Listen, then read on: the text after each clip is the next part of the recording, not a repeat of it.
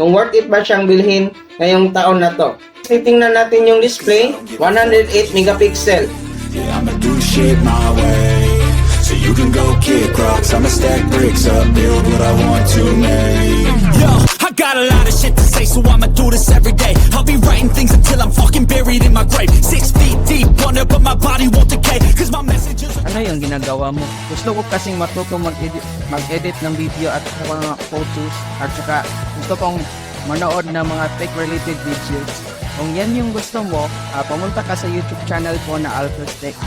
Ganon ba? Sige.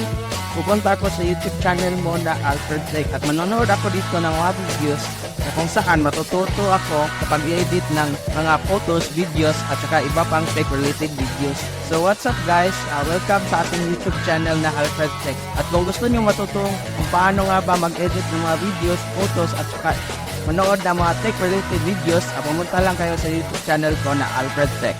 So what's up guys? Welcome ulit sa ating YouTube channel na Alfred Tech. And for today's video is i-review natin tong Infinix Note 30 5G. Kung worth it ba siyang bilhin ngayong taon na to. At wag na nating patagalin to guys, kaya let's go. Aling una guys, titingnan natin yung display. Napakalaki ng display niya guys at napakaganda talaga ng phone na to guys.